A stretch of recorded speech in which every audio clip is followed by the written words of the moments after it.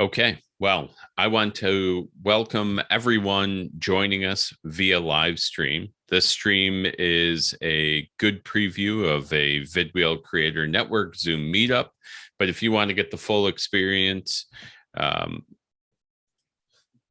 make sure that you join us at our next meeting, which is going to be September 9th at 8 p.m. Eastern. We'll be kicking off our September theme at that time of comfortable on camera. So the event will be published also on the vidwheel page on LinkedIn, and I'll put an event link in the description of this live stream as well. And now we're going to move on to the main event. Tonight, we are going to hear about first videos from someone who has kind of come up right here through the Vidwheel Creator Network, Sean Lewis. He's the host of the Love to Own Your Business podcast, a vinyl enthusiast. We were talking about some of his record videos at the beginning of this meeting, and he's the owner of SLC Advisory Group. Sean, thank you very much for taking the time to speak to the group. Are you ready? I'm ready. Excellent. So the floor is yours. Okay. Thanks, Neil. One of my favorite quotes gleaned from the internet that I use often goes something like, be brave enough to suck at something new. So when we talk about our first videos, the topic of tonight is really how do we get over ourselves, because we're going to be really self-conscious about and nitpicking about everything that we do, from our appearance to everything around the video. And we'll get into like all the different things that I think are the most important ones that we want to sort of get over.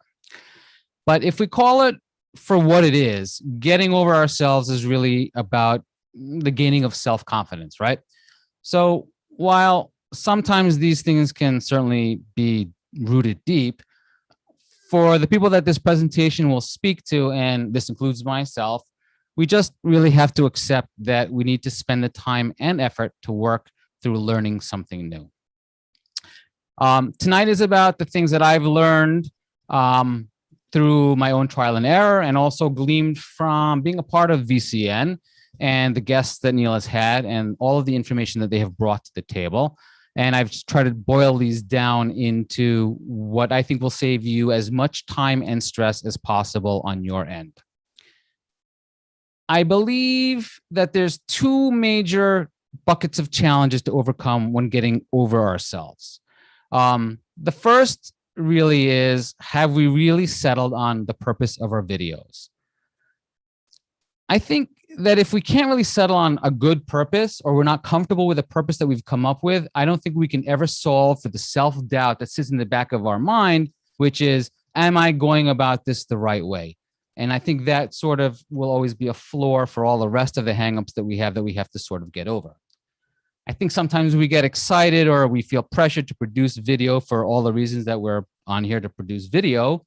But then reality sets in and it sort of causes this sort of feedback loop that really results in delay after delay. Some people give up. Some people just continue in that delay feedback loop until they finally get over it. Although tonight really is about that second bucket, and really there are really far better people to talk about the reasons of why you want to be producing videos.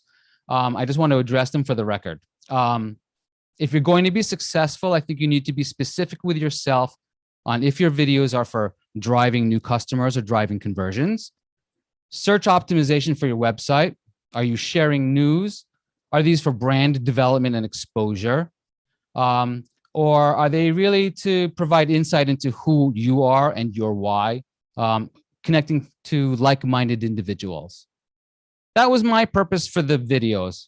And it took me, despite having this purpose, it took me a long time to really settle in and get to the point where I was comfortable in actually pulling the trigger and saying, yep, I'm going to do my podcast, right? And Neil and I, we would joke about this all the time in the very beginning, but I finally got over it, right? I wanted my videos to provide insight to who I am and what I believe. And when I settled on this reason, it really lowered the pressure for me. I think this also applies well to any consultant and advisor, because the who and why really lends itself to what our buying cycle is for a consultant, right? It's a long buying cycle. It's a trust thing, right? So videos in my space and in the consultant space, they really lend themselves to a why purpose, right? The last thing I really say about this is that I really had to overcome this purpose in order for me to then get onto the second bucket. So what fills up this second bucket, right? I'll share my screen. Can everybody see this? All right.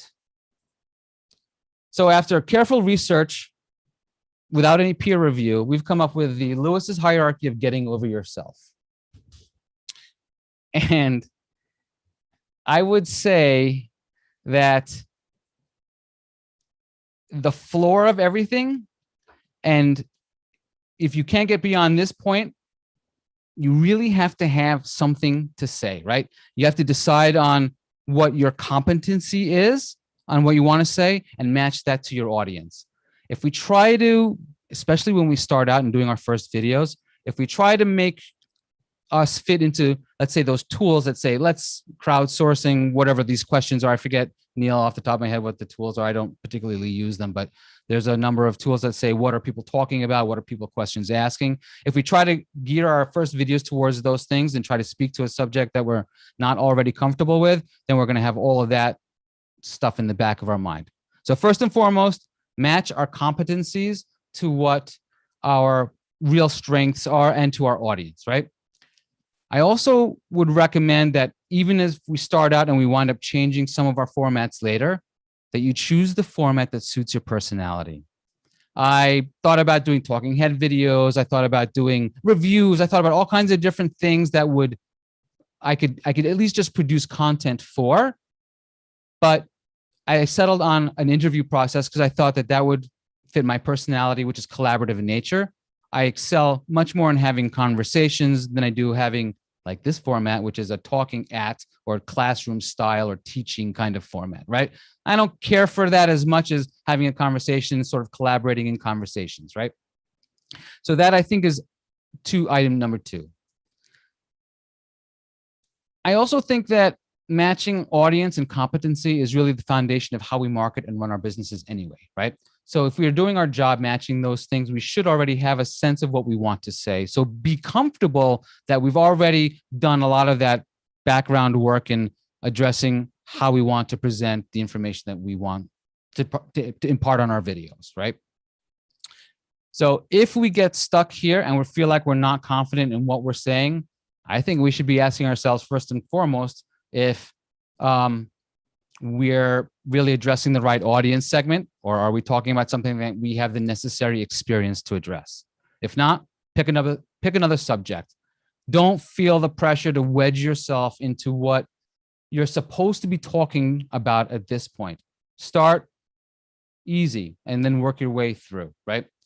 Pick another topic or an audience, and through the regularity of just getting through these comfortable subjects, you will be able to work your way up to things that you think might be more relevant or time relevant, or maybe speak to an audience that you want to reach in the future, right? So start easy. Don't run before you can walk, right? Just the way to learn things. I think also that as your on-camera experience improves, you'll gain the more confidence, and then you'll get a better return on investment on picking those topics, right? And spending the time to do the research to make sure that you have enough information, right? So don't spend the time, because time is precious, on learning new things while you're learning how to be confident on camera. Does that make sense? Okay. I also think that when you're first starting out, keep everything bite-sized, right? Think about small, teachable moments. Don't try to fill up 45 minutes or an hour of something because you think that would be the format for what would fit for your industry or whatever the case might be. I love the bite-sized teachable moment. And I'll tell you why, because the way that I use my videos is I think of them as little billboards that as you're driving down the 190, that is LinkedIn or Facebook or whatever you want, you pass by these billboards of everybody's feeds, right? So the purpose of my videos is I want to have just 1 minute segments, which will keep people's attention, that they will not feel like that it's easy for them to spend time doing.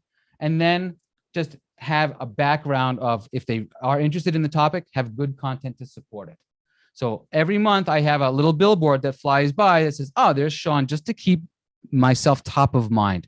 It's not necessarily to say anything that I think hasn't been said before or is especially new. But for me, I get comfort in thinking that there will always be a match, right, for what I say for the right person, right? So I don't try to speak to everybody. If I'm just going to focus on the people of like mind, then I will resonate with them, even if I say something that someone else says, but they might get it because of the way I impart that information. So if you think about it that way, then the pressure to be new or innovative or not feel good because you're not necessarily feel like you're saying something that's that no one else is saying, get over that hang up right now, right? Just remember that your audience may connect to you and not somebody else who might be saying the same thing. Also, as part of this matching, you have to remember that your audience of people who don't already know you is small. So you'll already be speaking to people that you already know. So think of it, and I kind of like this part, is that think of it as in picturing sitting in a room with my friends and telling them what I think my friends should know, and having that comfort of they're not really going to judge me. They already know the way I speak or what I talk about or the things that I have to say. So it's less of a pressure to try and capture new people, right? There aren't that many people following you yet anyway. So that's one hang up that you can also put behind you. The last thing I think about I have something to say is that I hear a lot of people making an analogy to, I don't like doing videos because I don't like public speaking. But unless you're doing live shows like this, right, you are not doing public speaking. It is not even close. I can't in the middle of this say, cut, stop, let's do that again. But I can, because Morgan helps this out. I can cut, start again, say it as many times as I want till I feel comfortable. So knowing that gives you space and time to breathe and takes, again, pressure off of, do I really have something to say and am I saying it well, right? If you're doing podcasts, I want to add one last item. For me, my first videos, I wanted to make sure that if I couldn't carry my own show, I wanted somebody that could help boost that along. So I brought in a ringer. I brought in somebody who has their own podcast. And the reason was that I felt more comfortable now that I didn't have to carry the whole show by myself, right? So if you're going to do a podcast that does guests, I would definitely say, like, pad it with a ringer that you feel comfortable, that has good chemistry with you, and also can sort of pick up where you might be faltering on the presentation side of things. That also has a lot to do with, I think, just feeling comfortable and having something to say. This is a good second stage lead in. You have to look good saying it. If you have something to say, the next stage I think having to get over is, do I look good saying it? I spent an incredible amount of time right here on this stage, and Neil and Barb will laugh, but the background, there must have been 50 iterations of what I wanted to have behind me because I wanted to make sure that I looked professional. Being professional for me is a big part of what I do, right? Because I can't impart people how to do their businesses if I'm not appearing professional and imparting that sense of professionalism to them. So tying this together was really my biggest hang up. The second thing I would say, and this is also to Neil's credit, is the camera, the lighting, the sound, incredibly, incredibly important, right? I know that other guests have said this, but really this would, if we're going to order priorities like in this manner, then I would say making sure that your equipment is good and working, so you don't always have the stresses of having issues with setting up. And I'll get to that point also in a little bit later. Is it's really about getting your stuff set up right so that you can look good. You don't want to have yourself even looking at yourself going, I don't like that. If you're saying that to yourself, then probably your audience is going to say that too. You don't necessarily have to go out and spend a mint of money, but if you talk to Neil and for those of you who are not already using the kit, it was the best way to start this off, and Neil made it an absolutely turnkey process for me. So that really helped with the first videos also. And I had it set up when I had my first video done. To that also, I would say, make sure that you have a permanent space in your equipment, right? And your environment. I wanted to make sure that before I started that I had everything all set up so that I would not, when I started doing regular videos, I wouldn't have to be moving things around and starting to set them up all the time. I didn't want to have any stress before I started to shoot my videos. I'd have technical difficulties. Those kinds of like stresses beforehand, they can translate into diminished energy, diminished attitude, and all of these things that you see are really heightened by the camera. So if you have something that's smooth and you have a regular routine, then that's much better. What else can I say about this? The next stage, I think, really is about feeling good enough for public consumption, right? I think for many people who get stuck here, the two biggest hangups are, does it represent me well as a professional? Or does it add or detract from the need to project a professional image and convey competence, right? I think this leads a lot of people into analysis paralysis. In the beginning, we're just looking to send out into the world, let's say, in the world of like high tech, we would say a minimum viable product. If we're happy with saying, okay, we're going to get something that's good enough to get out there, it's far better than spending the time tweaking and then doing more tweaking and then doing even more tweaking afterwards. I learned from my own experiences, and I spent so much time tweaking and going back and saying, well, let's try to get this perfect and let's try to get this perfect. You don't make that much of a difference in what you're sending out for the amount of time that you spend trying to do it. So if you're happy with a product that conveys you professionally, you look good, right? Just start moving on to the next stage, right? The minor incremental gains that you get from tweaking over, it's just really not worth it. The other part I feel is good enough is that people get stuck on, and I did also, is the fear of permanency, right? And we think that, okay, once it's out on the web, it's there forever. Well, unless it goes viral or someone downloads it and keeps re-uploading it, that's not true. You can always take down something that you've put on YouTube or on your website. So you have a chance to go back for the most part and take things down. So permanency is not really that big of an issue. And something I learned from one of Neil's guests, Clark, he said that in the end, if you really think about it, people just don't have that long a memory and they don't really care that much, right? If you really want to sort of, like if you make mistakes is what I'm trying to say, right? We are more, I think, concerned about our own hangups or our own mistakes than other people are, right? As long as you look and your attitude is professional and you've matched your audience, you'll have that attention for the moment that the people are watching it. And then they're off to the next billboard in their feeds, right? Again, even though only a fraction of people are really making content at the moment on these platforms, it's a crowded space already. So don't get stuck in the fact that, oh, this is permanent or people are going to really remember this. It's not. They're moving on already. We have short attention spans as people to begin with. So don't get stuck here.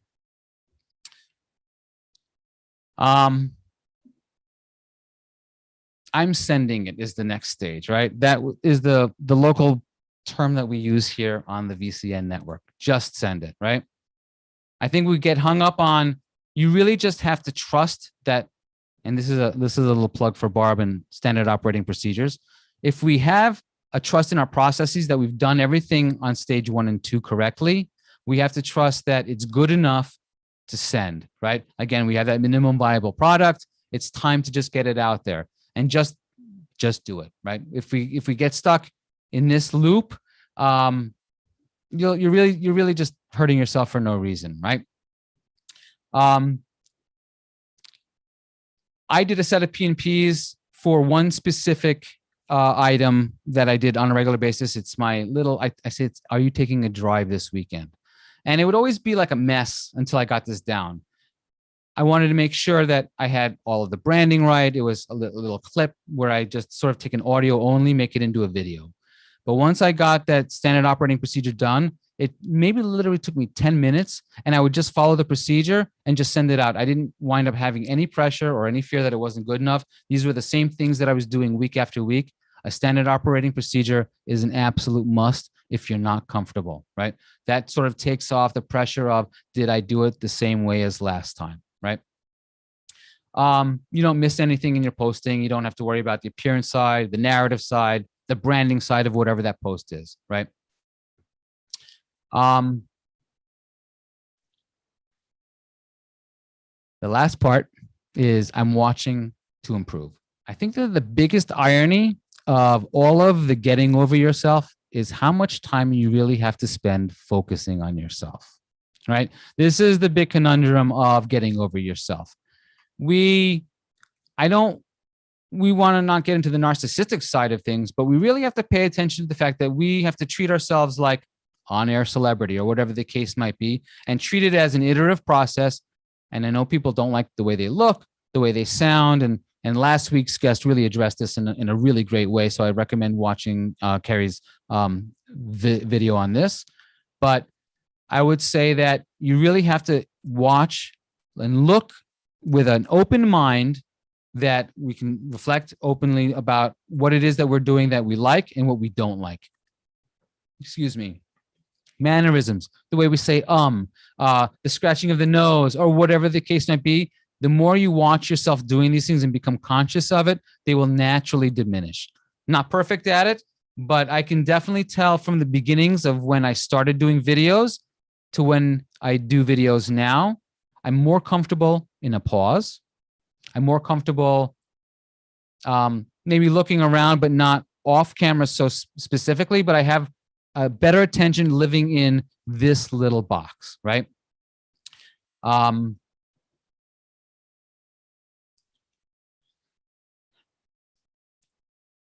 I think, though, there's a big danger in this too, that if you do this with a wrong frame of mind, you can really kill your confidence. So I would say that while you're watching this, you really, really, really have to have blank slate mind. I think with the white belt attitude is a term, right?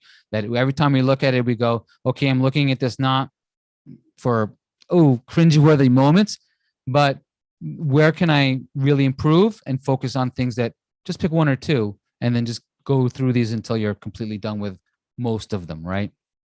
What else?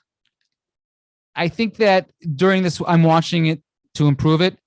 You just have to accept that despite all of the work on previous stages, in the beginning, there will always be some cringeworthy moments. It's just the process of developing an expertise in a space. And the more that we accept that our friends and the people that we are already, that is probably going to make up the majority of our audience to begin with, that they're forgiving of us, right? And they're willing to support and give you good critiques, then it'll make you more comfortable. And the more we're able to accept that, we'll able to start reducing these stresses one at a time, right? The last thing I would say for this particular part is that we have to remember that we are our own worst critics. Most of the stuff that we see, people just don't see, right? This is just typical of a lot of things, right? When we address whatever we think of our foibles, right? People just don't see it. So if that's part of your hang up, you can rest assured that I would say 95% of the things that we like critique ourselves as, the sound of our voice, the pitch of our voice, or our mannerisms, or whatever the case might be. Again, I think Kali said this last week, is that people have already accepted these things about you. And if they're still watching, it should be okay, right? So I would say to close this out, as you start out, choose your topics wisely and based on what you can already comfortably speak about, not just what is trending. And remember that your audience will generally already be made up largely of strong ties, people who already know you. All of the things that make you you will already be out there. If you've made the most of your shooting environment and your hardware, right, and you've done a good job of setting that stuff up, and you have a good installation, you can already check this off of your stressor list because it's already done. It's not something that you're going to have to worry about anymore. So that's one big bucket of, or sub bucket of stress that you can knock off your list. Don't dwell on permanency. You can always delete a video. And again, people are inundated with other stuff, so the memories are short. Your consistency is what keeps you top of mind, not the individual video. You want to have good content that if people want to delve and review, it has to be something good to say. But as far as permanency and worrying about if this video didn't, if it was mediocre, it will just go into the annals of just not being around. It'll collect dust in the interweb. So don't worry about the permanency. Talk to Barb, build processes, right? The processes will keep you focused on, again, maybe some other stressors, but you'll have one less thing to worry about. And the thing to worry about with your standard operating procedures is, did I miss something? Am I doing something differently this time than I did last time? Or, wow, what's missing? And then I have to go back and do and reshoot or do whatever the case might be. And then watch yourself, take out the ums, fix the awkward movements, get into a conversational pace that translates into video. This, again, this box is much different than in real life. And we have to slow down, be more animated, a lot of things that other guests have talked about that I won't address now, but essentially those are really the things that we really should be focused on in a nutshell. Last but not least, I would say celebrate your successes. Outside of all of the rest of this stuff, a big part of moving from fear to happiness is celebrating those wins, acknowledging the things that we've done well, because those start mapping things in the brain. Those will start in the neuroscience or whatever, in that type of format. The repetition of celebrations will reinforce the things that we're doing good, and we'll start forgetting about the things that we're not doing well. And I think that pretty much covers my view of how to get over yourself. And I'll turn it back over to Neil. Awesome. Thank you, Sean. Unpin you here. Yeah, that was excellent and many great points there. We do have a few minutes for questions. I'm going to shut down the share as well. Yep. Does anyone have a question for Sean? If you do, go ahead and just raise your hand in frame or pop it in the chat. Sean, you could also, we could look at what Mike wrote earlier if we want. Yep. Are you up for that, Mike, or no? I'll add something quickly. Sure. I love that Lewis hierarchy. That's sort of that was brilliant there. I wrote it down in my notebook, and it was really sort of interesting to see when it built up. But I guess question for you, Sean. I'm still, even in my own video watching, I'm still developing my process for. So can you share a little bit about your process on the watching to improve? Because I think I like how you said, like, try to watch it objectively, but like, do you have like questions or prompts or things you look for? Like, what's your method for watching to improve? I watch it. I try to put myself in a person's shoes, somebody that I respect. So for me, like, I would say, what if you were watching this video, right? Say, what if Mike was watching this video? What would he think from his perspective? And I try to like think of what I know about you would be. He would probably say something about this because it stands out to me with you in mind, right? So if you want to say, like, I don't know, pick a person that you I have a lot of respect for. That's a presenter. Let's say David Letterman. What would David Letterman think about this if you want to speak of a specific thing? So I try to watch it with somebody's eyes. And I don't know if that will work for everybody, but if I try to see it from different people's perspectives, I can highlight different things. Oh, that doesn't look good. If I were to do it from, oh, he's a great set designer, I'd be looking at that and then I'll be thinking about, well, what does that fit in? Am I blocked right? Or all of those different type of things. I try to do it from somebody's perspective that I have a lot of respect for.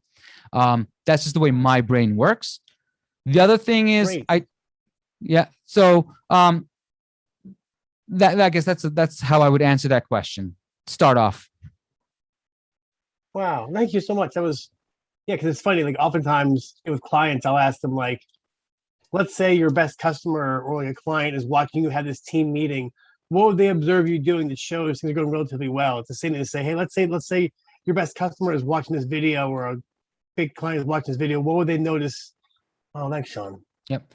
And you might change it for different things, right? This is a good way to also cater to your audience specifically. You might do something that's really good for one particular artist, but, oh, you know what? If I look at it from his eyes, I would have to change this.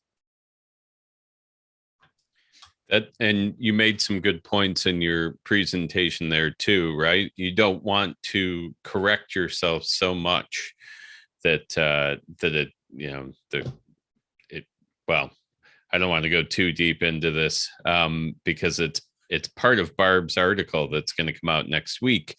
But if you overcorrect yourself, you might find that like you're not being yourself authentically as well. Yeah. So it's all about finding balance, like so many other things where you want to make corrections of things that can really be an issue, but you don't want to do it to a point where you're no longer kind of being authentic. Yeah. Preserve your personality. Excellent. Does anybody else have any questions that they want to ask Sean before we hit that 9 o'clock kind of shutdown? You can also ask questions after we get off this live stream and so on, if you have something you don't want recorded. So if nobody else has questions, I think I'm going to go through our final notes here. First, I'm going to say thank you to all of you who have joined us via live stream. If you don't want to miss any of what I just hinted at, questions after 9 o'clock and that stuff, feel free to come to our next meeting. It's on September 9th. It features Russ, the big guy swanger, and he's going to be talking about going live to digital, getting comfortable presenting. And that's part of our pitch or our theme next month, which is all about being comfortable on camera. So thank you all. I'm going to go ahead and shut down that.